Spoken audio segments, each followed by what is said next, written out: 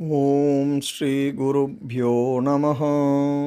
அனைவருக்கும் அன்பு வணக்கங்கள். நாம் சக்தி பீடங்கள் வரிசையில் முதலாவதாக மணிகர்ணிகா பீடம் பற்றி பார்த்து வந்தோம். அதன் தொடர்ச்சியை இன்றும் பார்க்க இருக்கிறோம். வாருங்கள். விசாலாட்சி என்பதற்கு விசாலமான கண்களை கொண்டவர் என்று பொருள்.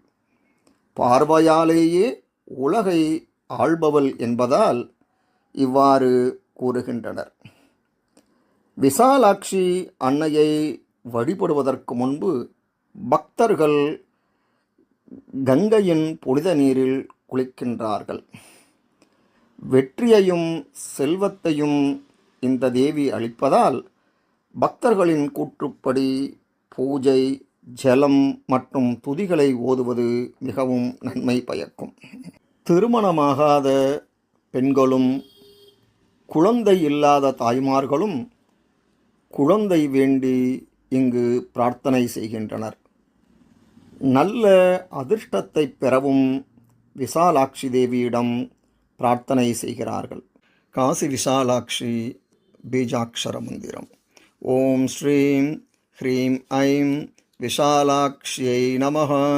ஓம் ஸ்ரீம் ஹ்ரீம் ஐம் விஷாலாக்ஷ்யை நமஹ.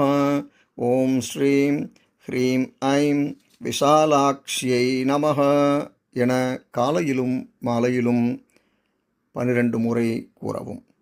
இந்த மந்திரத்தை தினமும் உச்சரிப்பதன் மூலம் விசாலாட்சி அம்மனின் அருளை பெறலாம் என்பது திண்ணம். இந்த மந்திரத்தில் ஓம் என்பது பிரணவத்தையும், ஸ்ரீம் என்பது லக்ஷ்மி தேவியையும், ஹ்ரீம் என்பது பராசக்தியையும், ஐம் என்பது சரஸ்வதி தேவியையும் மற்றும் விசாலாட்சி என்பது அம்மனின் பெயராகவும் வருகிறது.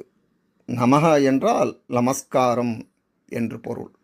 ஆகவே இந்த பீஜாட்சர மந்திரத்தை கூறி எல்லோரும் காசி விசாலாட்சியின் அருளை பெற அன்னையை வணங்கி விடைபெறுகிறேன்.